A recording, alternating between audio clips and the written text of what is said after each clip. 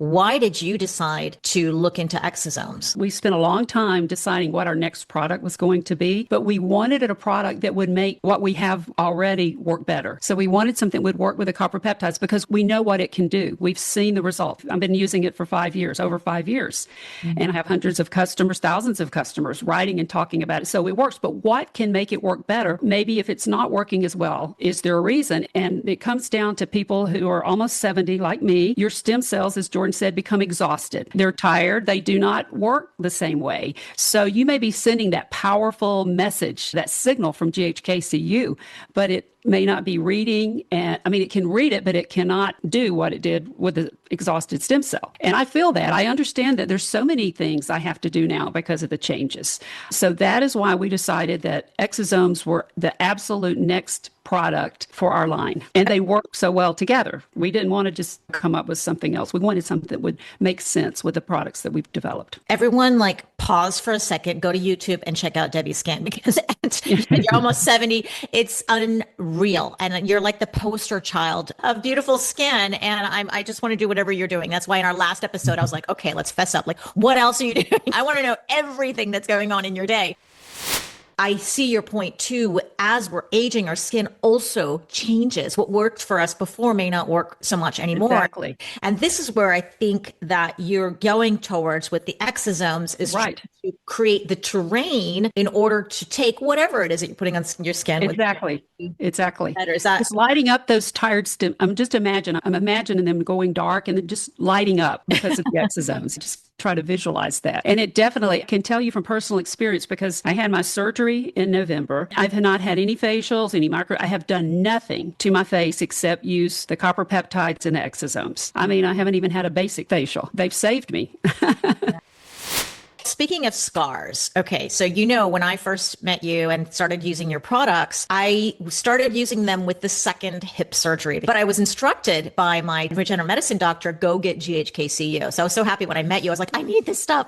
My doctor told me to get it. I had a chance to use the serum on one side of my hip. It was the second hip, whereas for 3 months, I wasn't using anything at all with the other one. But then when I reached the 3-month mark with the second hip of just using that, because then I started using it with both, but I had photos of those first 3 months and it was clear the difference. Same doctor, same scar, same place, right. Same body, more or less, same time. You could see the difference. So I have these photos. If one is much more smooth, the other one is more rough, one is darker, one is lighter. They're both almost the same now because I now use them together. And so I have to say, anyone who's got scars or having surgery or anything like this stuff is so good. And I've known enough people who have used Vitali GHK-Cu and say the same thing, because in our episode, we also talked about not all GHK-Cu serums are created equal and they don't have the same potency. So now I'm wondering, with the exosomes, the terrain is going to be different. If I were to use the exosomes and the GHK-Cu, what do you think people would notice? Once I have been using the exosomes now,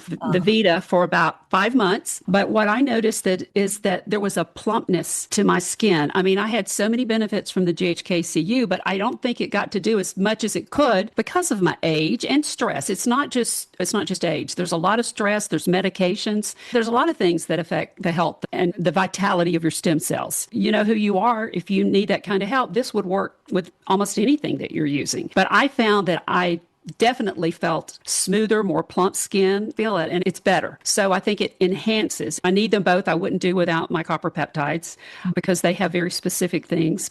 And Jordan, do you have more to say about? Yeah, I'll give you a little short anecdote, which is over 10 years ago, I had a friend who had a cancer affecting her lymph system, and they removed a lymph node from her neck. And she was worried about having this long scar here. And this is long before I had developed anything in terms of a stem cell topical. I did research and dug into the work of Lauren Pickhart, who's really behind all the GHK copper research. And I thought this looks really promising and was able to get a topical for her. She has no scar today. And I saw how beautifully that worked. And it really took me down a path. But of course, GHK copper is signaling to our cells, it's prompting tissue remodeling, it's supporting so many things. We know it hits about 4,000 different genes. But then, as Debbie mentioned, if those stem cells are exhausted, then they're not producing what they used to. That signal's not going to work as well. So what's more effective? How do we bring that young stem cell message back? Well, you got to go and find and use young stem cells and basically borrow the healing capacity and apply it to aged skin. And that's effectively what we're doing.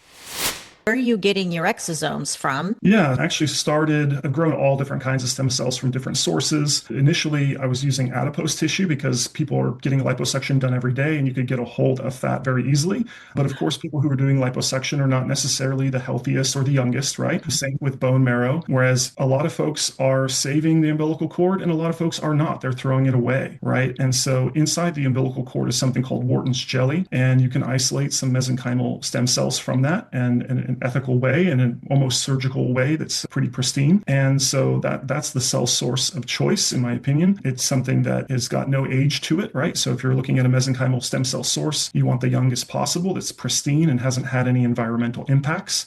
Of course, it has to be tested to be free of all kind of communicable diseases. And there's multiple tests throughout to make sure there's no microbial contamination, things like that. But arguably, those cells they have the blueprint for perfect healing, right? The healing we had when we were very young. And so that's really the goal, to get to that. So you're saying these are coming from umbilical cords, and they're harvested or grown more, or they just come as there is? It's a small portion of the umbilical cord. It's not taking everything. Yeah, so you got to isolate them carefully from the umbilical cord. You have to run them through a variety of tests. So look at the surface markers, look at what they're expressing, make sure that you actually have the right population of cells. But I actually published a paper, I co-authored a paper last year that looked at all of the protein work that had been associated with mesenchymal stem cells. And so we did a bit of a meta-analysis on all the peer-reviewed published data on mass spectrometry data from different stem cell types. And we showed that there was a lot of overlap, as you would expect, between an umbilical mesenchymal stem cell, a bone marrow source, an adipose source. But in the umbilical arm,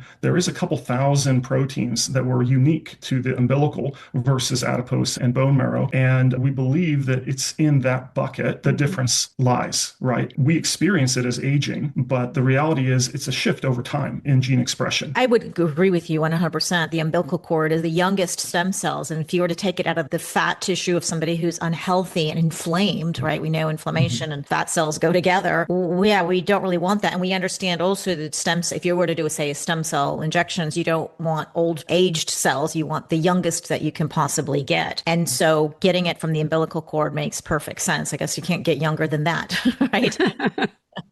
It's the zero start. And so then, does it make a difference what the different types of baby, because the mother is carrying this baby, does it matter where they're living, their conditions, what the mother smoked or didn't, or she lives in different countries, or there's any crossover between, I guess there's no DNA, so I guess it doesn't matter. Your body's not going to reject anything like that. And we're not injecting this either. So we don't have to worry. These are consenting, full-term, healthy births. This is not anything to do with anything unethical or preterm or anything like that. These are folks that are having a natural, healthy baby by C-section, and they effectively say, I don't want to keep the cord. You can do what you want with it. And they sign a form to that effect that they're giving it away. It's something that in this day and age, I think people are saving more and more. But the reality is that there's not a lot that you can do with it. And it's a bit of an insurance policy. A lot of people, they do just discard it. And so I think of most stem cell research today as taking treasure from the trash. Yeah. I wish I kept my own. Like, what was I know. I've thought of that. Absolutely.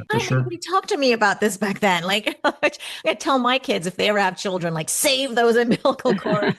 We're going to make some great products. Okay, so that's really cool. And then you mentioned that obviously there's a ton of safety standards to make sure that they're pure and that they're good and that they're stable and that you can use these. What should we be expecting from a skin exosome product versus, we know GHK-Cu very well, so maybe you can explain the differences, like what the mechanisms of action are. Yeah, so I usually tie it back to the canonical wound healing pathway. For decades now, we've known about this 4-phase of wound healing model. And effectively, there are a number of cells that play a part part in healing a wound. But the unique thing about a stem cell is that it talks to all of the different cell types involved in that cascade. I think about it a bit like a conductor of an orchestra. You can grab the individual players in the orchestra and get them all together, or you can just get the conductor and control all of them through one source. And that's effectively part of the power of stem cells.